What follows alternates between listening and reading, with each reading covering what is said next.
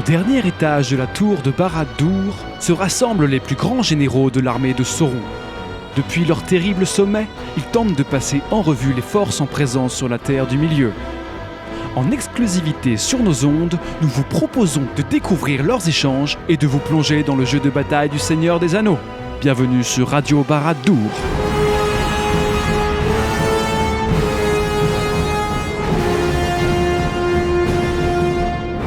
Aujourd'hui, nous partons pour des terres froides et inquiétantes, de bien sombres forteresses dont nous ne soupçonnions plus le danger. Grand orc, chasseur et magie noire, nous partons à la découverte des légions de celui que l'on nomme le nécromancien. Nous pouvons l'ignorer, mais cette puissance maléfique ne nous ignorera pas, je peux vous l'assurer. Un mal s'est emparé de Verbois. Les hommes qui vivent là l'ont rebaptisé Forêt Noire. Ils parlent d'un nécromancien qui vivrait à Dol Guldur, un sorcier qui ramènerait les morts à la vie. Bonjour à tous et bienvenue dans ce 4e épisode de Radio Barad-dûr. J'ai le plaisir de recevoir une nouvelle fois aujourd'hui mes deux acolytes, ces deux joueurs expérimentés ayant traîné leurs bottes en tournois internationaux. Quentin, PA, messieurs, bonjour. Bonjour. La dernière fois, nous avons parcouru la forêt de Mirkwood à la recherche des elfes. Mais d'autres puissances, maléfiques celles-ci, se mettent en mouvement dans ces régions de la Terre du Milieu. Nous allons essayer avec vous, messieurs, d'en savoir un peu plus sur les plans du magicien sombre qui se cache à Dol Guldur. Oui. Vas-y, dis-nous le secret. Oui, je vais vous le dire. Vous l'avez compris, aujourd'hui nous nous intéressons à un arc des armées du mal du Hobbit, Dol Guldur, la Légion d'Azog et les chasseurs du même nom. Ces trois listes ont la particularité d'être alliances vertes, dites naturelles entre elles, et il est donc très tentant de les aborder comme une espèce de super liste cumulée. Il va y avoir beaucoup d'entrées très spécifiques dans chacune, mais il y a deux unités de base que l'on retrouve quasiment dans les trois. Messieurs, quelles sont-elles ? La première qu'on va retrouver, ça va être l'orque de Gundabad. Donc c'est l'équivalent, grosso modo, de l'orque du Moranon, qui coûte un petit peu plus cher parce qu'il a une meilleure bravoure. Et il possède une règle spéciale qui permet de relancer les jets de 1 pour blesser les nains et les elfes. C'est le guerrier de base de l'armée de la Légion d'Azog et des pouvoirs sombres de Dol Guldur. Ça va former la phalange, ça va apporter de la force 4, de la défense 6. Ils ont des boucliers, des lances, donc une très belle phalange en rang serré et qui roule sur tout et n'importe quoi. C'est parfait pour taper fort et tanker le temps qu'il faut. Alors il y a des unités qui sont un peu plus fragiles, mais un peu plus mobiles. Un autre style de jeu, on va dire, ce sont les chasseurs orques. Exactement, les chasseurs orques, donc qui sont moins dans cet esprit de gros blocs d'armée, mais qui vont être plus dans une idée d'éclaireur. Donc un chasseur orc, en fait, sa grosse spécificité, c'est qu'une fois qu'il est à pied, il va gagner une deuxième attaque pour seulement 8 points. Ce qui en fait la figurine la moins chère du jeu avec 2 attaques. C'est ça. Quand vous comparez normalement à un berserker de Isengard qu'on a déjà vu dans un podcast précédent, on se rend compte qu'avec seulement 8 points, c'est tout simplement une figurine exceptionnelle en termes offensifs. Par contre, c'est sûr qu'on n'a que défense 4, donc dès qu'on perdra un combat, on sautera. Par contre, si on le gagne, 2 attaques de force 4, là, ça tape fort. Et après, le petit truc, c'est qu'on n'a que combat 3 par contre. On est comme l'orque de Gundabad, donc là, on peut être un petit peu en difficulté. Et puis, il y a autre chose qui est liée aux chasseurs orques, ce sont les wargs des ombres. Y a-t-il des loups dans le coin? Non, il ne s'agit pas d'un loup. Donc on peut les monter sur des wargs des ombres. Bon, on va perdre une attaque du coup. On n'a plus la règle spéciale des lames multiples. Mais on va pouvoir gagner en mobilité. Et ces wargs des ombres sont très importants dans ces armées-là parce qu'on peut charger sans ligne de vue. C'est la règle spéciale. Et c'est des wargs qui sont partagés autant par les chasseurs orques, mais aussi par beaucoup de héros qu'on verra plus tard de nos différentes armées. Et donc ça va être très pratique pour se cacher derrière un bâtiment, pour pas se faire charger, mais nous on va pouvoir y aller quand même, surprendre l'adversaire. En plus souvent votre monture est quand même quelque chose d'assez fragile au tir. Là vous pouvez vous planquer derrière les décors comme vous voulez et puis aller au combat quand vous le désirez. Alors voilà pour les unités de base, si je puis dire, même si on en verra beaucoup d'autres par la suite. On va maintenant s'intéresser aux généraux de ces listes, les héros les plus puissants, ceux qui vont mener les hommes. Alors seulement 2 ont la chance d'avoir leur nom dans le titre des listes, mais pourtant il y en a bien 3 qu'on va pouvoir jouer en tant que tels. Messieurs, est-ce que vous pouvez nous en parler ? Azog sera un peu plus dans la Légion d'Azog, comme son nom l'indique. Bolg va prendre peut-être plus la direction des chasseurs, Et le nécromancien, les pouvoirs sombres de Dol Guldur. Hein. On sait pas qui c'est, mais... On a une petite idée quand même. Ben voilà. No spoil. Donc on va commencer par le Bolg là, avec les chasseurs. Bolg, il se mêle bien avec les chasseurs grâce à sa petite règle spéciale des flèches de Morgul. On lui a planté une flèche de Morgul. Le poison est dans son sang. Il va bientôt crever. Qui va pouvoir en fait les donner à tous les capitaines et les chasseurs orques avec arc. Donc juste pour rappel, la petite flèche de Morgul, c'est dès que vous avez à blesser une figurine multi-PV, à chaque tour, elle va devoir lancer un dé, et sur un 1, elle va se prendre une blessure supplémentaire. Donc c'est un bonus anecdotique, mais qui est toujours assez sympa. Ça peut retourner le jeu. Exactement. Le petit capitaine qui perd son dernier point de vie, ou tuer un troll en Un truc quelques plus tours. important, hein, parce que là, du coup, il n'y a pas de notion de défense. C'est Oui, un 1 effectivement, comme ouais. ça, donc ça peut être un gros morceau qui se fait blesser. C'est pas très fiable, mais quand ça marche, C'est un petit bonus assez sympa. Donc il se mélange bien avec le bonus d'armée des chasseurs, parce que le bonus d'armée, pour le rappeler, c'est qu'ils peuvent avoir 50% d'archers dans leur armée au lieu de 33%, et la valeur de tir des orques, au lieu qu'elle soit à 5+, elle va passer à 4+. Donc c'est quand même pas mal. C'est une armée entre guillemets fiable, ou plus fiable sur le tir comparé aux autres armées de tir du mal. Ça devient une valeur de tir de 4+, on va dire c'est la valeur standard. Donc vous revenez à une valeur qui est plus à même de faire quelque chose avec. Alors qu'un 5+, vous imaginez, 5+, c'est 2 bases, donc si vous bougez, c'est un 6. Là, Puis après, il faut blesser, donc les chances de faire quelque chose avec votre tir, ça se réduit. À 4+, vous avez une chance sur 2. Après, un petit 6 pour blesser, parce que généralement, les défenses en face sont généralement de 5, voire plus. Alors ça c'est très bien, c'est l'avantage que Bolg amène avec ses flèches de Morgul qui va donner à tous ses petits copains, mais Bolg en tant que tel, quel est son profil, quels sont ses points forts? Ouais, son profil est quand même assez sympa. Vous avez une grosse valeur de combat de 7, donc qui est assez rare dans le jeu. Il va avoir une force 5 couplée à la règle costaud et d'une pioche à 2 mains. Donc autant vous dire que vous pouvez tailler, passer à force 6 et avoir plus 1 pour blesser au combat. Intéressant. Une défense de 7, une belle résistance, et après des stats de gros héros, 3 attaques, 3 points de vie, 3 points de puissance. Il y a de quoi se faire plaisir, c'est solide, et vous le payez aussi, hein. Il a quand même un profil assez cher, mais il a un très bon impact, il est assez versatile, il peut s'occuper aussi bien des héros, du coup avec son combat 7, que des guerriers avec son plus 1 pour blesser par exemple.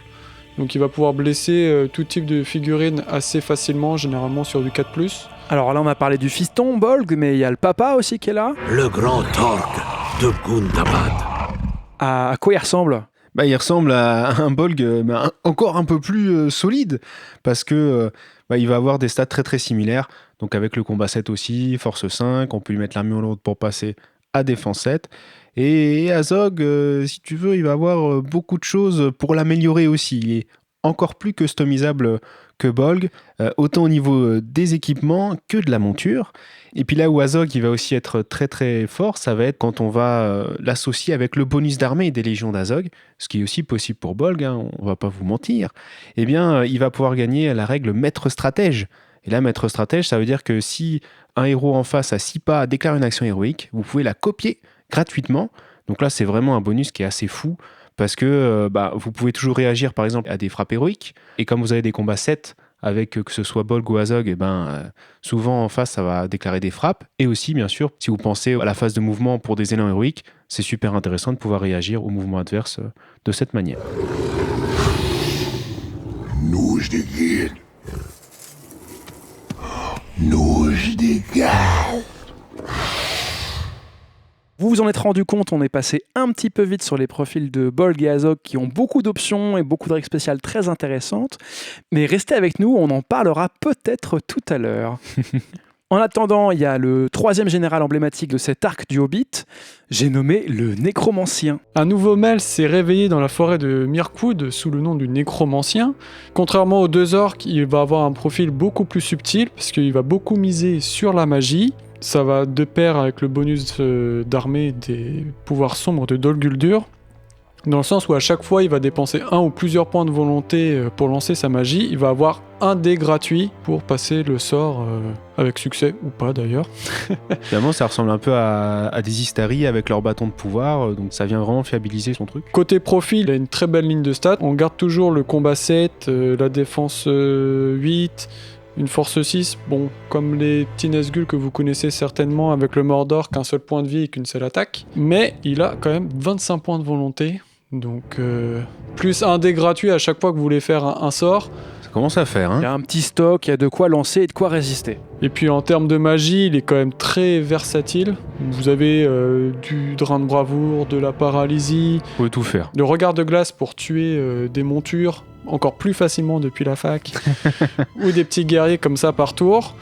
Vous pouvez aussi bien embêter les Istari du bien en cassant leurs bâtons, donc une magie très développée. Par contre, le côté combat beaucoup plus compliqué avec sa seule attaque. Après, avec sa seule attaque, il a quand même la même règle que le roi des morts, le toucher spectral, qui fait que si jamais il vous blesse, même avec sa seule attaque, il a quand même force 6, donc ça va, ça peut se faire, et que vous n'avez pas de point de destin ou vous en avez plus pour résister, eh ben, il vous tue automatiquement. Enfin, il descend tous vos PV d'un coup, si vous voulez.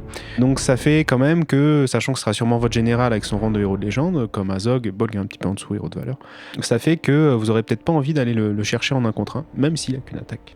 Alors il va avoir du mal à blesser, mais s'il le fait, ça fait très mal. Et d'autant plus que lui, il résiste très bien, parce que déjà il a une défense de 8, et surtout, il n'a pas de point de destin, mais il peut utiliser ses points de volonté comme des points de destin. Donc on a dit 25 points de volonté de base, plus les points relançables, ce qui fait que le stock descend assez peu. En gros, il a qu'un seul PV, mais vous allez avoir du mal à le faire descendre. C'est peut-être le plus gros tank qui existe dans le jeu. Pour avoir ce débat, mais peut-être pas aujourd'hui.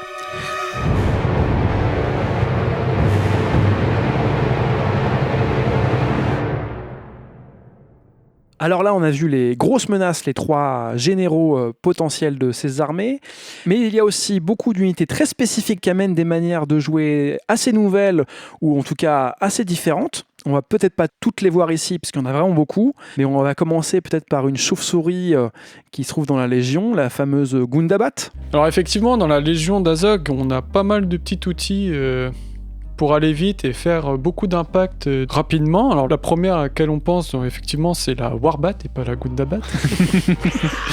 Donc c'est une figurine avec la règle spéciale vol déjà, donc c'est quelque chose qu'on doit en avoir au moins une dans l'armée juste pour gagner énormément de mobilité, parce que c'est un mouvement du coup de 12 en ignorant tout sur son passage.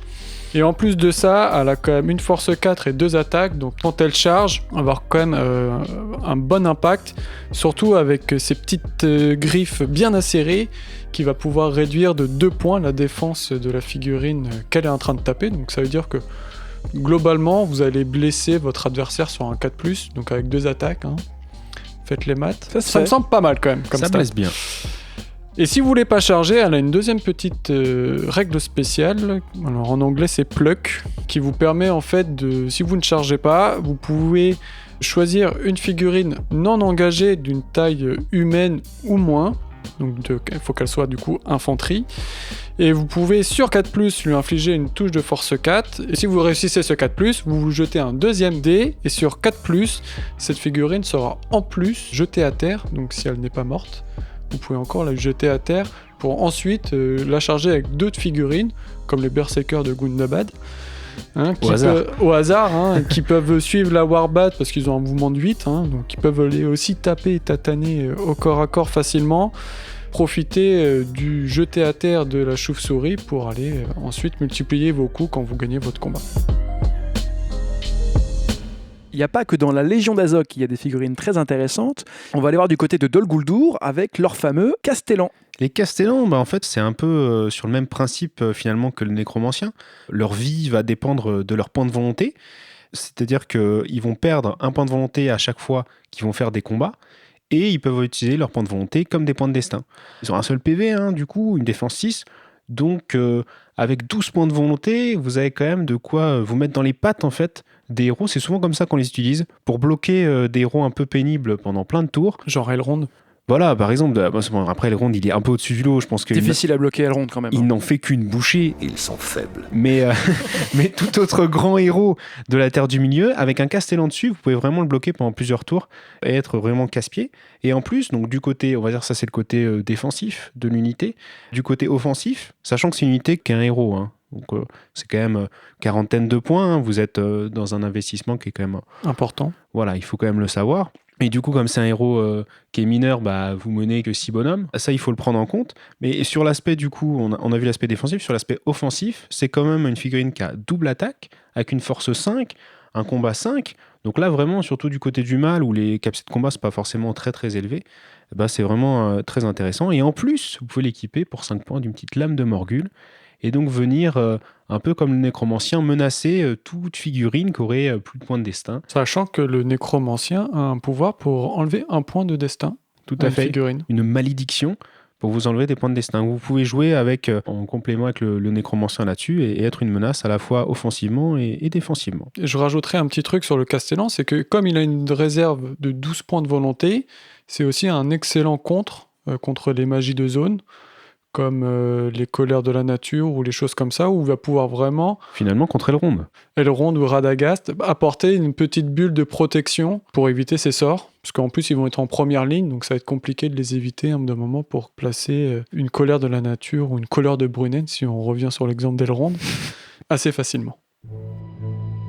Alors là, on était sur de la magie de zone, mais alors justement, il y en a qui peuvent arriver un peu partout sur le terrain. C'est les mercenaires gobelins. On a de la compagnie. Des mercenaires gobelins. Pas plus d'une centaine. Exactement, une petite troupe de mercenaires gobelins menés par leur capitaine, obligatoirement, pour profiter de cette petite règle spéciale. Ils vont pas être là pour apporter leur très grande qualité martiale, mais ils vont être là pour apporter du nombre à votre armée et une certaine mobilité, un effet de surprise contre votre adversaire. En effet, les gobelins qui sont menés par leur capitaine ne sont pas obligatoirement déployés pendant la phase de déploiement avant la partie, mais vous pouvez les garder en réserve. Et à partir du tour 2, vous faites un petit test de bravoure. S'il est réussi ou pas, en fait, ça va être soit vous, soit votre adversaire qui vont décider s'il rentre sur la table. Mais dans tous les cas, c'est vous qui allez choisir s'ils vont rentrer sur un décor, où il faut que tout leur socle rentre dedans, ou alors, si ce n'est pas possible, par un bord de table.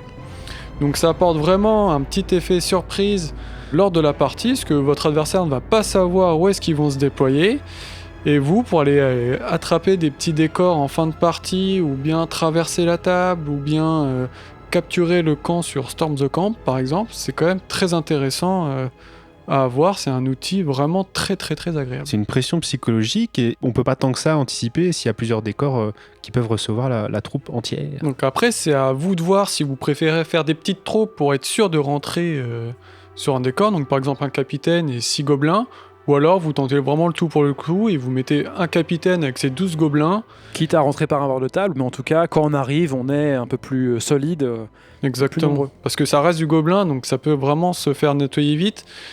Pouvez-vous prendre les tirs de votre adversaire, ils peuvent vous les charger si vous les déployez trop proche. Donc faut vraiment avoir un peu de jugement pour les placer correctement et éviter de se les faire dépoper dès le tour où ils arrivent, quoi. Super, donc c'est un outil très intéressant à avoir pour venir un peu mettre la pression à son adversaire. Exactement. Alors il y a une autre unité qui a un petit pouvoir pas très fiable, on se l'accorde, mais qui peut faire très mal, en tout cas qui met une petite pression, c'est l'araignée de Mirkwood. Ce sont des descendants de Ungoliant, où je ne suis pas magicien. Oui, parce que l'araignée de Mirkwood, c'est un peu comme tout ce qu'on a présenté, hein. C'est plein de petites astuces pour venir mettre, on va dire, le désordre dans la tête de l'adversaire.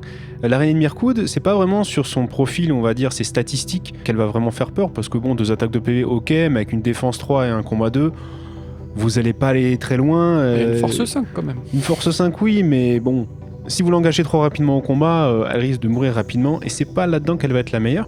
Sa grande force, ça va être la petite règle spéciale avec ses toiles d'araignée qu'elle peut lancer. Tel Spider-Man. Go Web, go! Exactement, sur d'autres créatures qui vont arriver.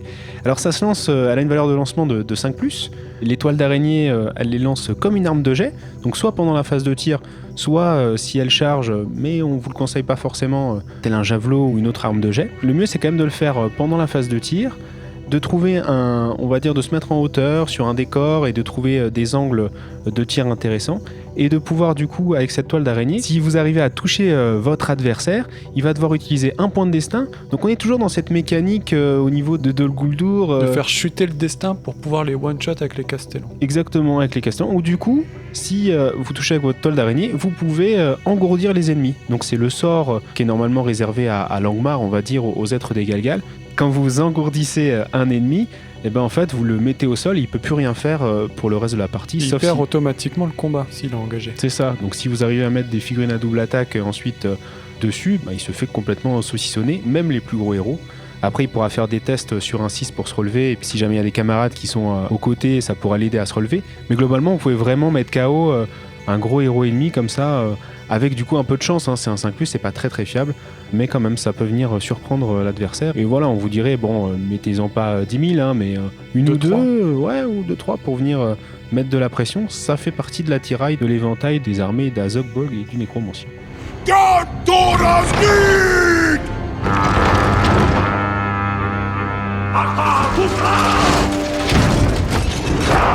Alors depuis tout à l'heure, on mélange un peu toutes les listes, comme s'il s'agissait d'une seule et même armée, mais c'est bien 3 listes différentes qui sont en alliance verte que nous avons là. Et on va aborder maintenant la question de comment est-ce qu'on fait quand on veut les jouer purs, c'est-à-dire sans alliance justement. Je vais commencer par les légions d'Azog. Alors comme son nom l'indique, vous avez le choix entre Azog et Bolg en tant que général. Prendre les deux, pour moi, ça me paraît compliqué. Et après, vous devez faire un choix entre jouer des monstres ou jouer sans monstres. Donc si vous jouez des monstres, vous avez le choix entre l'ogre ou le troll de Gundabad, de manière grossière.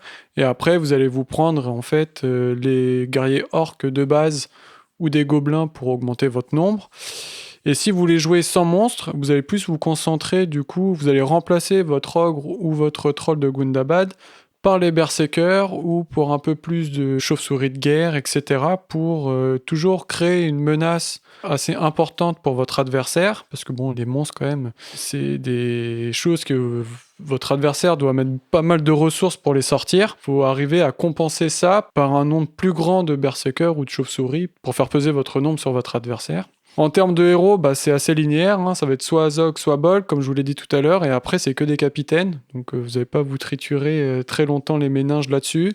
De ce que j'ai ressenti, moi, sur cette armée depuis que je la joue, c'est quand même de faire attention à son nombre. Les héros coûtent cher, les troupes coûtent assez cher, donc vous vous retrouvez très vite en sous-nombre, entre guillemets. Donc il faut vraiment jouer sur le paramètre gobelin, quitte à en mettre parfois en déploiement ou parfois en réserve, comme on l'a vu tout à l'heure, pour justement remonter votre nombre, pour avoir quand même du répondant face aux listes nombreuses adverses. Alors tout à l'heure, tu as parlé des monstres, tu as parlé des ogres et du troll de Gundabad. Est-ce que tu peux nous en dire un peu plus et puis surtout vers lequel tu irais préférément ? On va commencer par le plus gros, le troll de Gundabad. En gros, vous voyez le chef troll du Mordor, vous lui enlevez les caractéristiques héroïques, vous avez le troll de Gundabad. Alors il a le choix entre deux armes, soit une grosse massue qui enlève un des 3 points de vie par attaque, ou des gantelets qui lui donnent +1 pour blesser. Donc ça, c'est hors attaque brutale. Donc c'est une grosse pièce. Il est encore plus gros que le troll du Mordor. Il est encore plus gros, que ce soit en termes de taille ou en termes de socle aussi. Il a qu'un mouvement de 6, donc c'est quand même très très dur à jouer. Mais par contre, il a des facilités à blesser. Et malheureusement, avec ses équipements, vous avez moins profité, entre guillemets, des attaques brutales que peuvent avoir les monstres. Parce que vous avez envie tout simplement d'utiliser ces petites armes. L'ogre de Gundabad, c'est plus petit. C'est un peu en dessous en termes de taille, c'est un peu en dessous en termes de profil aussi qu'un troll des cavernes. Ça a que combat 5, mais ça a force 6 et défense 5, donc c'est assez fragile. Son socle est un peu plus gros, c'est un socle de 50 mm je crois. Bon, il prend un peu plus de place sur la table, mais il a un mouvement de 8 et il peut passer à travers les orques et les chauves-souris, donc ça lui apporte quand même une mobilité assez intéressante. Bon, il leur met une petite tatane de force 3 quand il les traverse, mais un détail. C'est qu'un petit détail. Après, si vous pouvez aussi jouer un peu là-dessus et dire je termine sur la figurine et je la retire complètement, si vous voulez jouer un peu tricky. Mais c'est un profil qui coûte que 60 points, qui a un très bon impact, parce que combat 5, force 6, 3 attaques, ça commence quand même à tataner sévère. Vous pouvez quand même menacer les petits héros qui n'ont pas la frappe. Donc c'est vraiment des monstres... par exemple, pour le prix d'un troll, vous avez 2 ogres. Vous pouvez quand même multiplier les menaces assez facilement. Et puis si vous voulez un peu plus d'infos... c'est le petit encart pub, vous pouvez regarder les conseils d'Elrond numéro 3, où j'explique toutes les règles spéciales des monstres. un peu plus en détail. Donc pour la Légion d'Azog, on va jouer une phalange d'orques assez tanky et quelques petites menaces autour. Est-ce qu'on va vouloir beaucoup de mouvements ou un petit peu moins mais plus d'impact? Ça, on vous laisse juge. Exactement. On va aller voir du côté maintenant des chasseurs d'Azog, du même nom. Des éclaireurs warg! Ça veut dire qu'une bande d'orques n'est pas loin. Mais c'est quand même une armée assez différente. Et oui, parce que les chasseurs d'Azog, on va plutôt être dans une armée d'éclaireurs qui va être très offensive. Alors, déjà, par rapport à la Légion de Gundabad, bon, vous avez moins de choix, ça c'est sûr. Et surtout, vous avez du tir. Parce que du côté de la Légion d'Azog, il y a 0 tir. Là, vous avez de l'arc. Grâce au bonus d'armée, vous pouvez passer à 50% de tireur et vous avez une valeur de tir qui est un peu améliorée, on en a déjà parlé avant. Et vous pouvez avoir, si vous engagez Bolg, les, bien sûr, flèches de Morgul. Donc ça vous permet d'avoir une petite menace à distance. Après, franchement, ne comptez pas non plus là-dessus pour faire la différence. Ça peut un petit peu menacer l'adversaire, mais ça va pas être la base de votre armée. La grosse base de l'armée, ça va être les chasseurs orques qui vont être spammés. Donc ça vous permet d'avoir de la force 4 en attaque doublée de partout. Et le problème, c'est que vous n'avez pas de lance. Donc il faudra vraiment réussir à vous mettre au maximum au contact de l'adversaire et à contourner pour venir en fait comme une mâchoire enfermer l'ennemi et avoir des attaques doublées de partout. Vous pouvez évidemment utiliser les wargs des ombres pour aussi refermer le piège plus rapidement.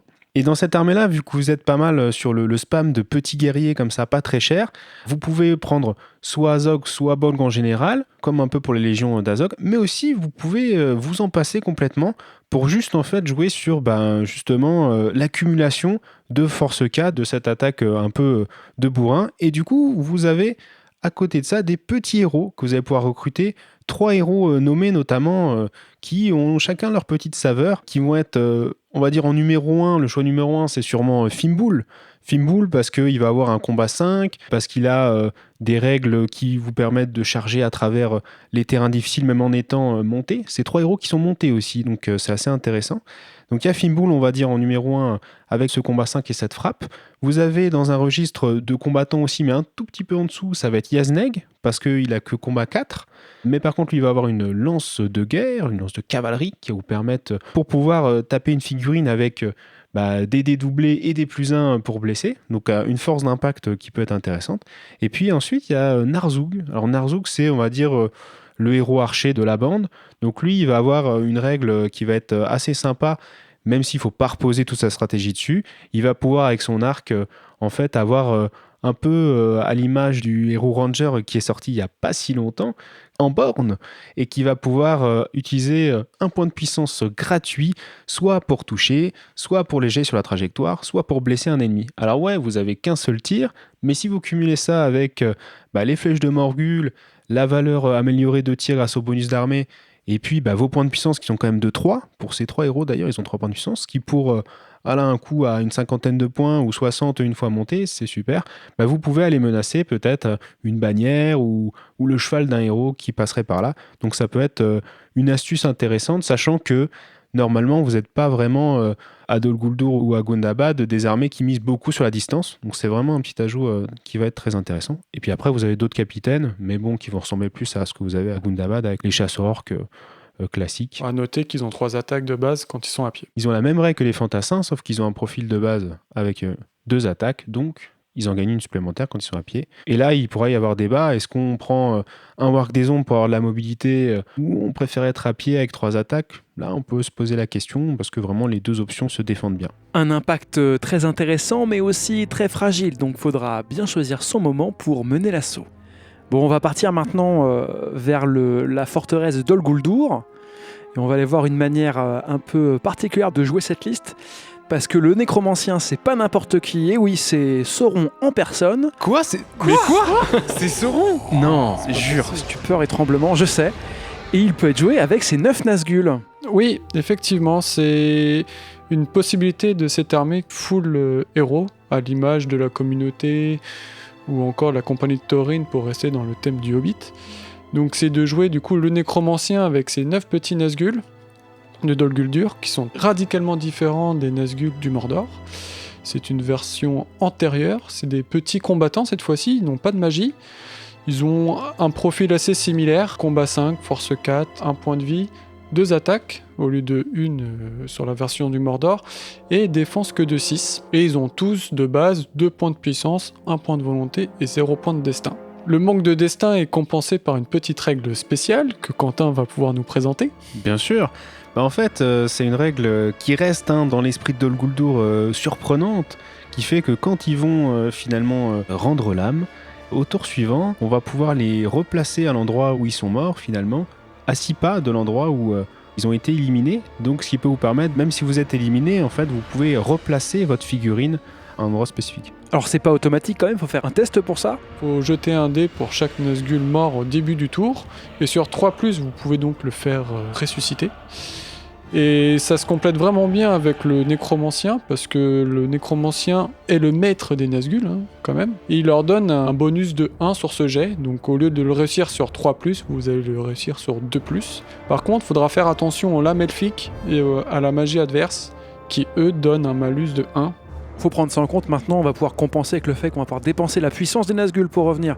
Donc sur 2+, 3+, avec 2 points de puissance de base, a priori, ton Nazgûl il doit revenir 1 fois ou 2 minimum. Exact, donc contrairement aux autres armées full héros, en fait, vous allez quand même pouvoir tenir sur toute la partie de la game et éviter de les perdre, entre guillemets, au fur et à mesure de la partie. Et du coup, de pouvoir éliminer de plus en plus de guerriers adverses, parce que bon, vous avez quand même gagné beaucoup de combats avec le combat 5.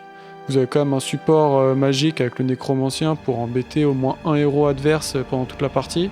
Donc ils ont quand même un peu plus de répondants qu'une communauté ou la compagnie de Thorin par exemple. Alors là, on est passé un petit peu vite sur les profils des Nazgûl, on y reviendra tout à l'heure, un peu comme avec Bolg et Azog d'ailleurs, restez avec nous. Mais il y a des profils différents et très intéressants. Sur les 9 Nazgûl possibles, il y a 7 profils différents, avec des points de puissance en plus, des attaques supplémentaires ou des petits +1, etc. Ce qui donne beaucoup de latitude possible pour jouer cette armée, beaucoup de tricks et de choses difficiles à prévoir pour l'adversaire. Mais je crois qu'il y a aussi une autre manière de jouer Dol Guldur un peu plus classique, si je puis dire. Quentin, est-ce que tu peux nous en parler ? Bien entendu. Alors, en fait, ce qui va être très cool à Dol Guldur, c'est qu'on va avoir la possibilité de mixer à la fois les chasseurs orques des chasseurs d'Azog et aussi les orques de Gundabad de la Légion. Et du coup, vous allez pouvoir, on va dire, alterner entre la solidité de l'armure des orques de Gundabad, plus costauds, et puis les chasseurs plutôt peut-être sur les ailes ou... Vous pouvez faire une première ligne entière, mais je ne sais pas ce que tu en penses, Pierre, c'est peut-être un peu risqué. Oui, on peut faire une phalange première ligne, chasseur d'Azog pour avoir les 2 attaques, les soutiens derrière pour avoir la 3e attaque. Vous avez tout force 4. Alors quand vous avancez, vous inversez les rangs. Bien sûr, on met l'armure devant pour protéger les plus faibles. Les femmes et les enfants d'abord. Tout en ajoutant les petits wargs pour la mobilité, les araignées, il me semble, qui sont aussi disponibles. Et puis, il y a une autre chose aussi dont on n'a pas encore parlé, c'est l'utilisation du corps de guerre. C'est typiquement dans les armées de Dol Guldur ou de la Légion ou du chasseur, comme en fait vous avez une bravoure qui est de 2 avec les chasseurs, de 3 avec les orques de Gundabad. Si jamais en face vous avez des Nazgûl ou des émissaires du mal qui vont vous descendre à -1, ça peut être un petit peu compliqué. Donc du coup dans ce cas-là, avoir un corps de guerre peut être intéressant. Le corps de guerre, il vous permet sur toute la table, sur toutes les figurines alliées, d'avoir un +1 de bravoure. Donc autant sur les guerriers, mais aussi sur les héros. Ça peut fiabiliser des tests de bravoure de toutes sortes. Et alors contrairement à une bannière, c'est pas récupérable.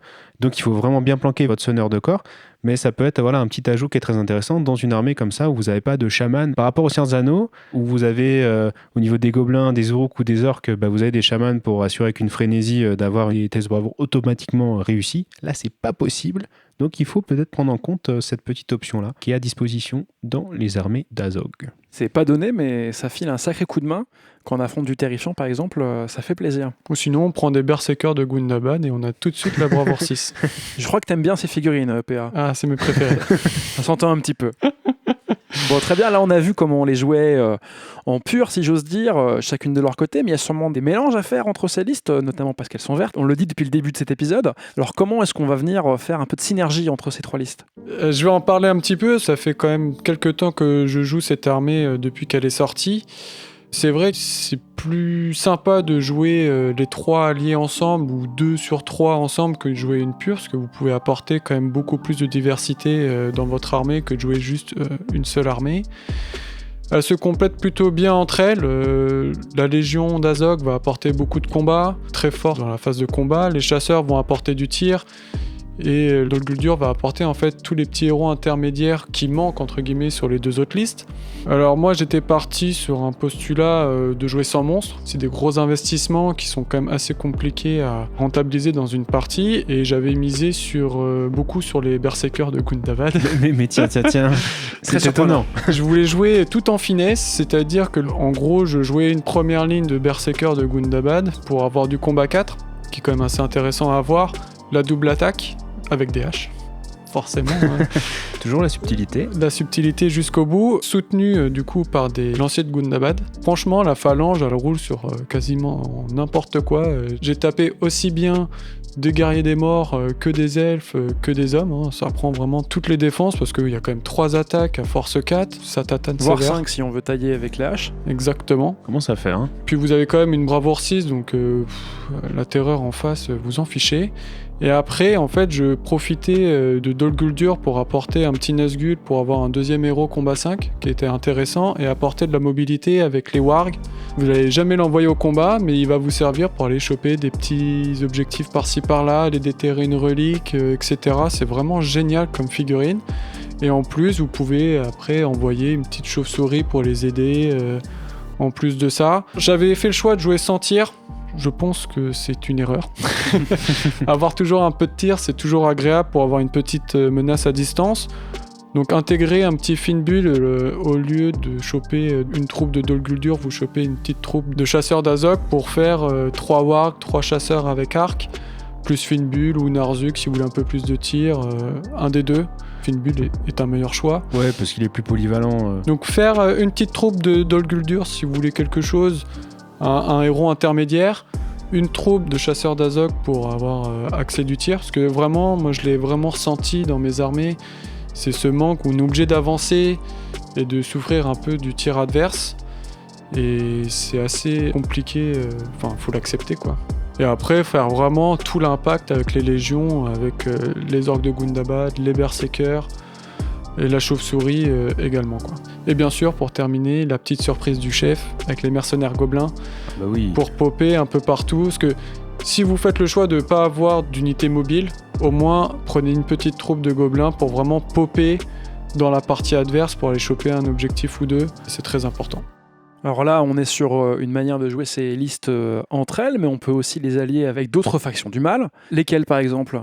Alors, on peut penser directement aux créatures de Mirkwood. C'est évidemment assez naturel, notamment la très puissante Reine des Araignées, parce que avec sa capacité à pouvoir créer des nuées sur le terrain d'un coup, c'est quelque chose qui est très difficile à anticiper, et puis sa capacité d'élimination. En fait, ce qui est bien avec la Reine des Araignées, c'est qu'elle va apporter une deuxième grosse menace à votre armée. Lors de mes parties, j'avais pas mal de magie en face, etc. C'est sûr que tout va être focalisé sur votre Azog ou votre Bolg, en fonction de qui vous prenez. Donc vous n'allez pas forcément profiter vraiment pleinement du maître de guerre ou des choses comme ça. Et apporter la reine, certes ça va vous faire perdre votre bonus d'armée, mais au moins votre adversaire va devoir gérer 2 grosses menaces, du coup soulager votre général et du coup augmenter sa survie, parce que taper la Reine des Araignées c'est pas aussi facile que ça en a l'air, donc il va devoir diviser ses ressources entre les deux. Puis on peut imaginer un combo entre le nécromancien et la Reine des Araignées. Nécromancien qui permet d'amener très facilement des héros à la reine et puis qui peut en faire son 4 heures. Donc là, ça peut être aussi une autre synergie qui peut être très très intéressante. Puis un petit Shroud of Shadow sur la Reine des Araignées qui se balade un peu où elle veut. Déjà qu'elle est très mobile, ça peut être sympa. Là, quoi. elle devient invisible carrément, donc c'est vraiment super cool. Et puis globalement, vous voyez que dans ces différentes armées, il y a quand même des forces qui sont un peu spécifiques. Le tir des chasseurs, la double force 4. Vous avez du côté de Dol Guldur l'aspect magique. Si vous voulez justement avoir un petit peu plus de subtilité, vous pouvez piocher là-dedans. Et puis du côté des légions, c'est vraiment la force, la puissance et le super maître stratège sur un des 2 gros héros. Donc en fait, vous pouvez vraiment tirer le profit au maximum de ces 3 listes-là en les alliant avec la dose que vous voulez, évidemment. C'est à vous après de composer votre menu. Bigrement croquant. Alors on a vu qu'il y avait pas mal de manières différentes d'aborder ces 3 listes entre elles ou avec des alliances extérieures. Il y a de la magie, de la force brute, du populeux fragile ou encore des monstres. Il y a vraiment de quoi faire, alors j'espère que ça vous aura donné des idées. Mais il n'est plus pour nous le temps de nous pencher là-dessus, car je sais qu'il y a des questions auxquelles vous attendez des réponses depuis tout à l'heure. Je vous en ai un peu parlé tout au long de l'épisode. Et il est désormais temps, messieurs, d'attaquer les questions du jour.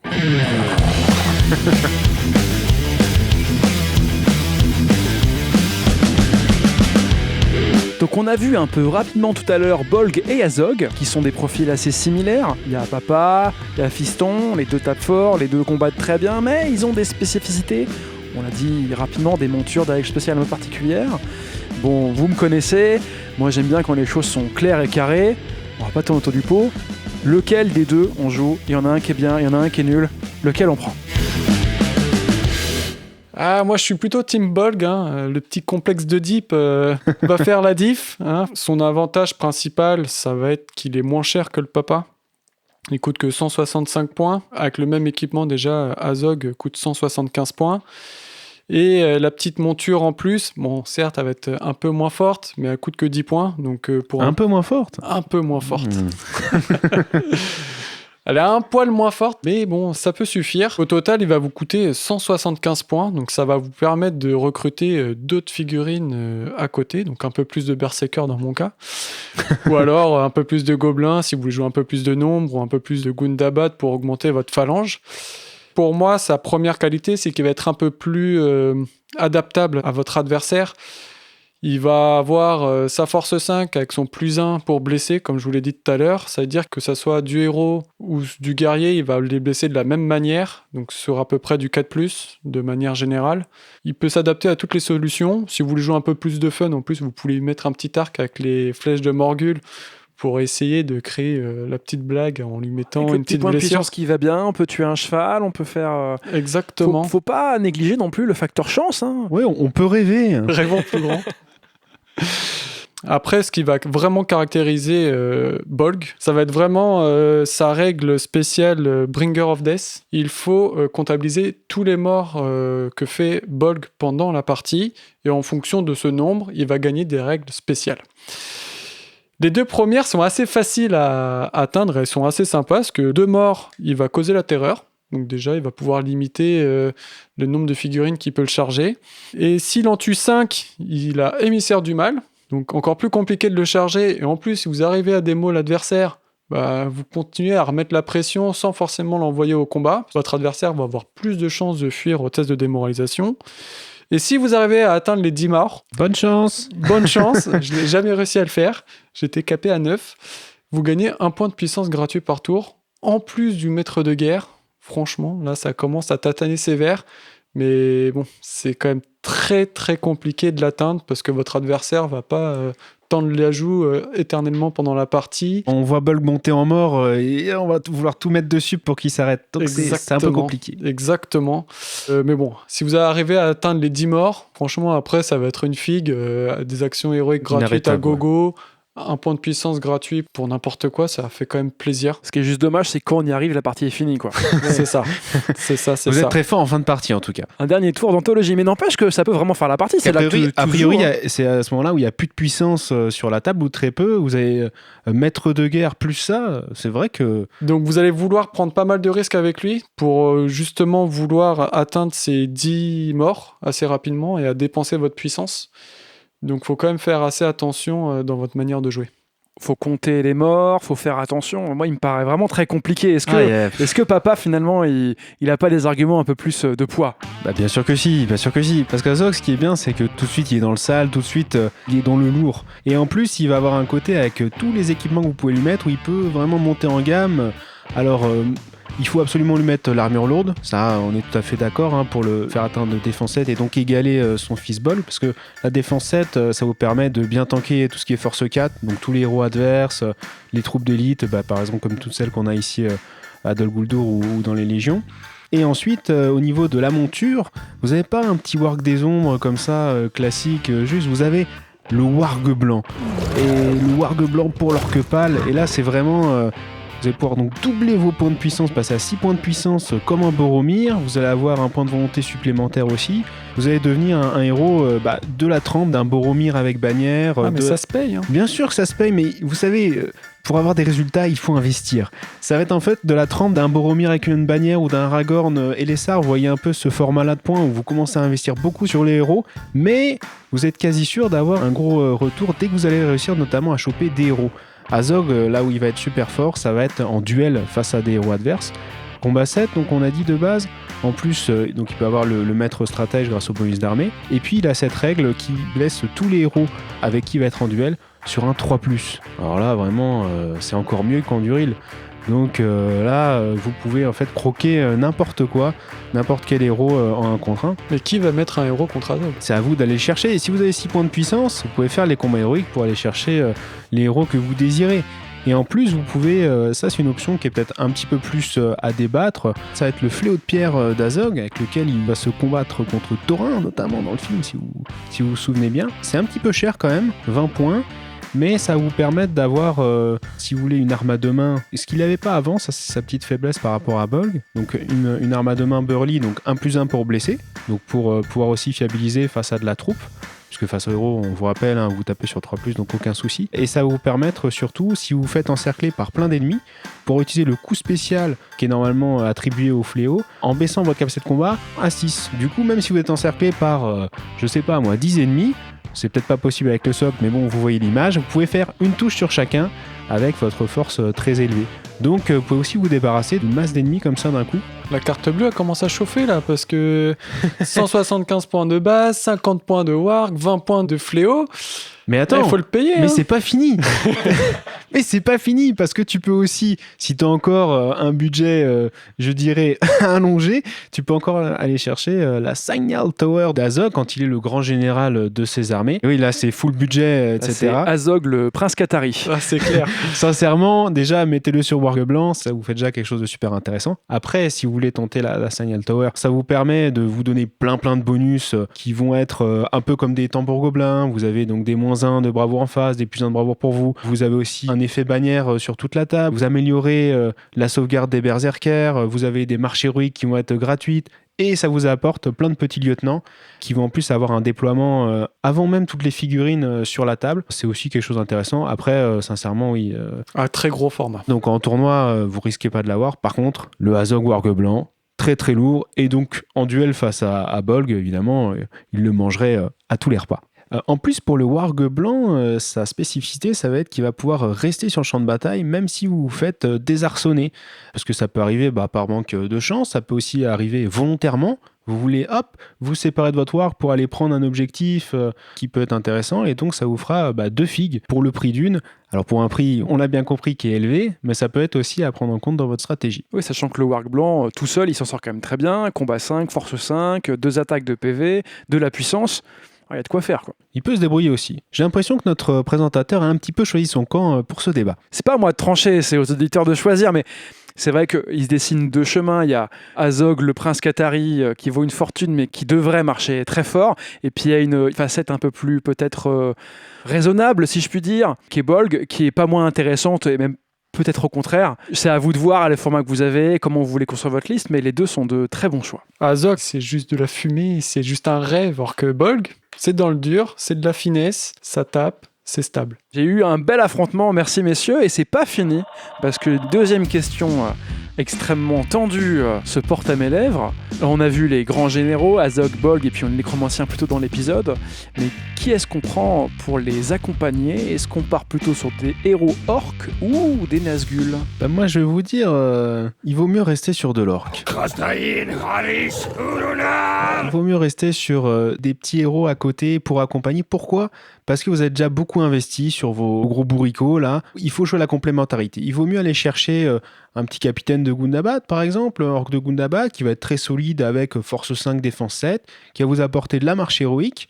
Donc ça, c'est aussi une donnée à prendre en compte. Comme on a dit, on n'est pas forcément sur des armées qui misent beaucoup sur la distance. Donc des fois, il faut réduire cette distance rapidement et rusher sur l'ennemi quelque part. Donc alors les marches héroïques, c'est important.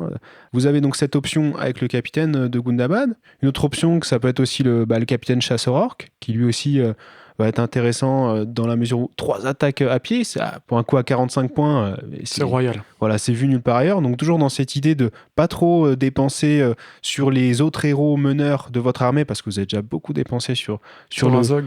le général, sur Azog. C'est pour ça qu'en prenant Bolg, on a un peu plus de largesse. Tu auras peut-être un petit peu plus de budget, il faudra voir ce que t'en fais aussi. Hein. et puis après, vous avez les autres héros chasseurs nommés qu'on a pu présenter. On va pas en refaire, mais voilà, Fimbul en tête, mais après avec un Narzouk ou un Yaznek, ça peut être intéressant. Et puis il y a un autre héros qui est un peu mon chouchou, mais je suis pas sûr que je devrais vous le recommander. C'est The Keeper of the Dungeons, et c'est celui qui vient un petit peu en fait mettre Gandalf En PLS. en cage, tout simplement. Donc ça devrait être la classe. Sauf que il a un profil qui est très déséquilibré pour le coup. Alors Très offensif. c'est un mini Bolg.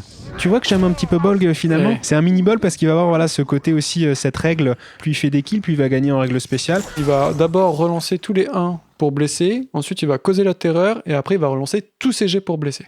Et avec une force 5 et une arme à 2 mains, et vous êtes costaud. Donc Une avec pioche à 2 mains. une pioche Donc à on 2 mains peut tailler. pour un coût qui est pas non plus exorbitant, qui va être en fait au même coût que les Nazgûl de Dol Guldur que PA va peut-être vous présenter, je ne sais pas ce qu'il va faire. Et par contre, donc l'inconvénient, c'est que vous avez que 2 PV et 0 points de destin, donc vous êtes un peu friable. Mais par contre, ça vous fait entre les capitaines qui sont là pour être les marcheurs héroïques, les capitaines standards, les héros montés nommés des chasseurs orques pour pouvoir eux plus faire les éclaireurs ou taper des petites filles comme ça isolées, et puis le Keeper of the Dungeons, il a un autre bonus de +1 pour blesser dès qu'il va se retrouver face à des porteurs d'anneaux.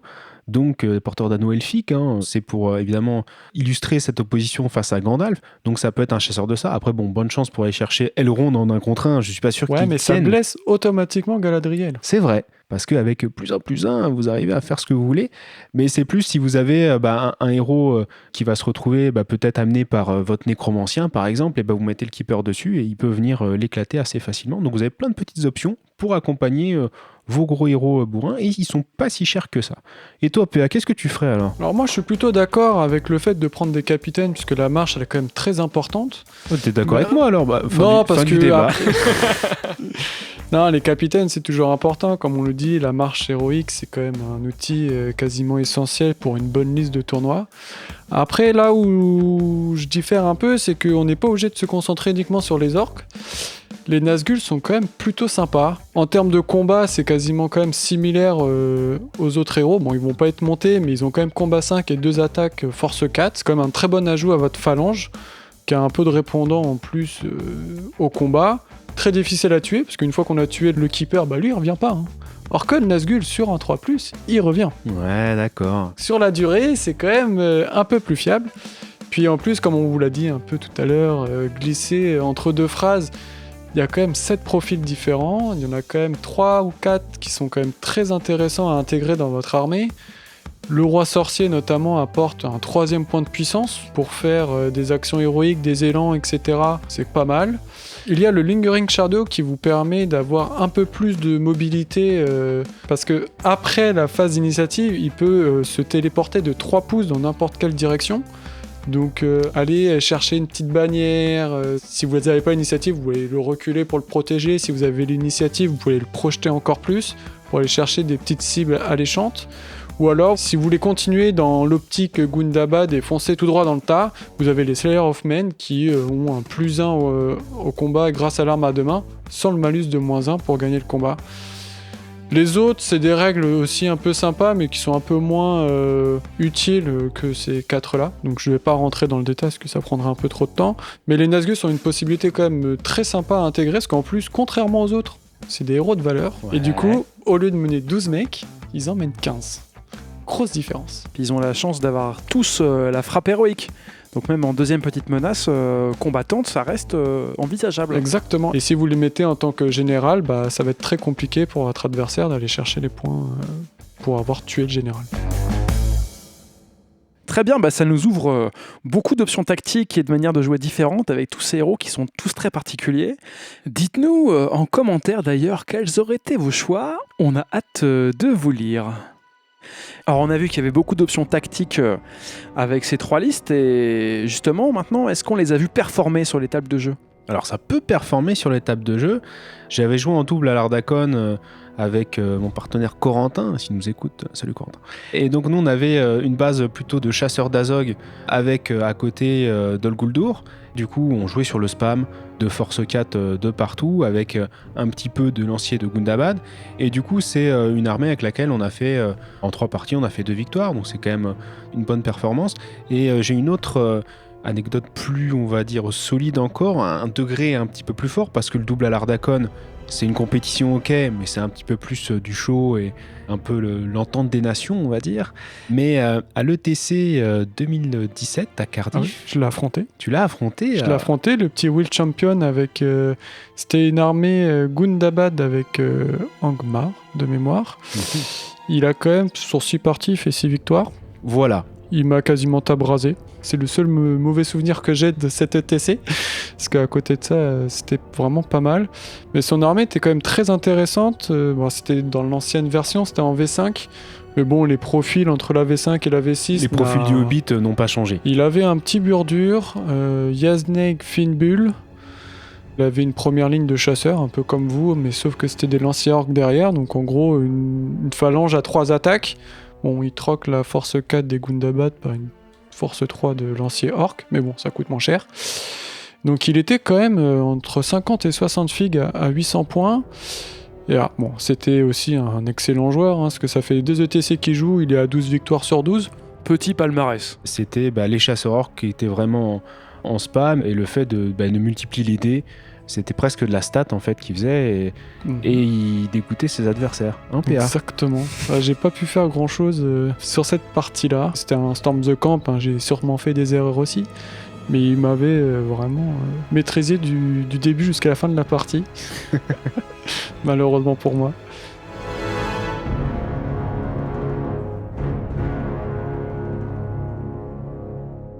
Et après, pour l'avenir, il faut voir quand même qu'il y avait encore des profils qui n'étaient pas encore sortis dans ces armées du Hobbit et qui viennent tout juste de sortir, comme par exemple la chauve-souris de guerre, la fameuse Gundabat, renommée aujourd'hui, et qui est venue sortir en figurine il y a pas si longtemps. Après, on accroche ou pas à son esthétique, mais bon, elles viennent de sortir, au moins la gamme est quasiment complète maintenant. Ouais, c'est un style très particulier, mais maintenant on sait comment la jouer, avec quelle taille de socle et quelle figurine. Au moins, il n'y a plus de doute. Puis au-delà de la chauve-souris, il y a encore quelques figurines qui doivent sortir du côté de ces armées-là. La Signal Tower. Voilà, d'Azog, avec du coup les lieutenants d'Azog. On ne sait pas encore à quoi ils vont ressembler. Et puis il manque le fameux troll, le plus utile de tous. Oui. Le troll catapulte.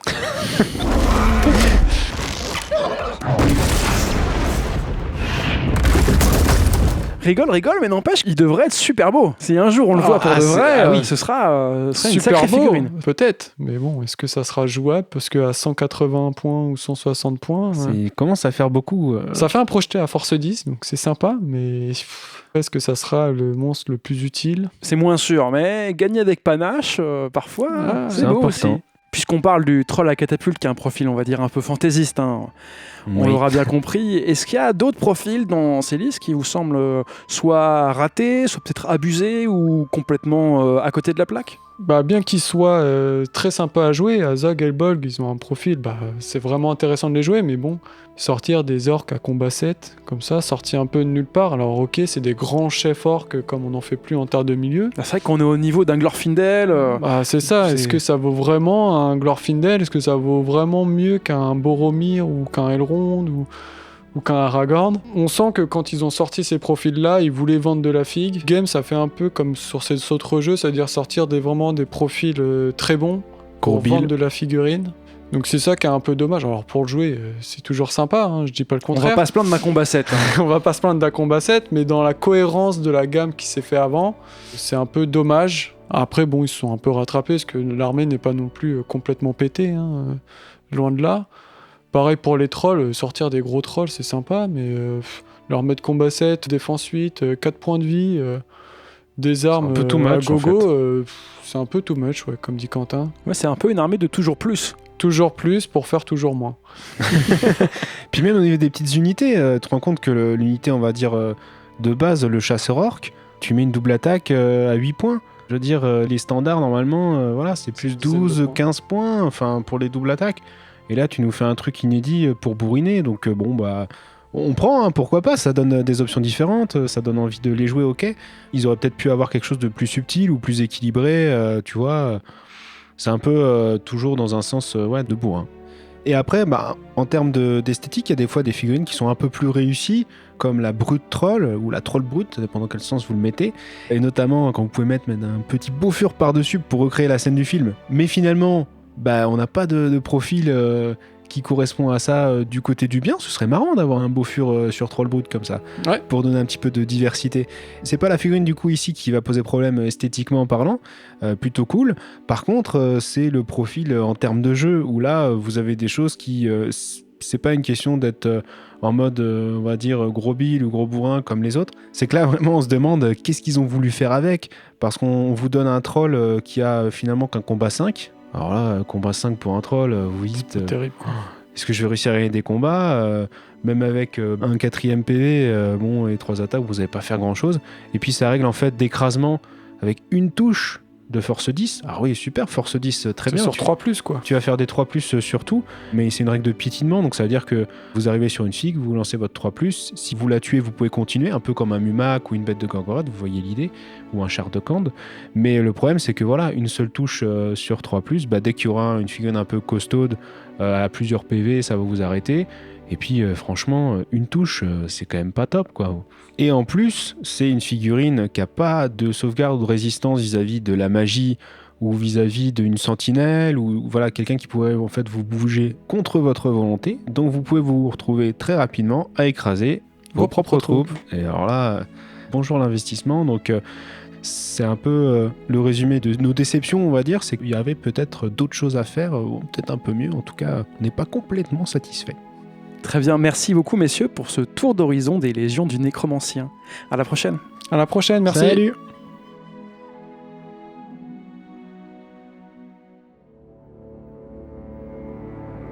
Dans le prochain épisode, nous rendrons visite au dernier rempart des peuples libres. Les hommes qui vivent là sont des plus courageux et braves de cette terre, mais combien de temps pourront-ils tenir encore face aux assauts du Mordor ? Vous l'avez compris, nous partons en capitale du Gondor, voir celle que l'on nomme la Tour de Garde, celle qui défie le néant. Nous irons à Minas Tirith, la Cité Blanche. C'est loin, Minas Tirith? 3 jours de haute à vol de Nazgûl. Et espérez que nous n'en aurons pas à nos trousses. Si vous avez aimé ce podcast, pensez à liker et à vous abonner. N'hésitez pas à nous faire connaître vos envies et remarques via l'espace commentaire. Quant à moi, je vous dis à bientôt sur Radio Barad-dûr, l'émission faite par et pour les plus grands généraux de la Terre du Milieu.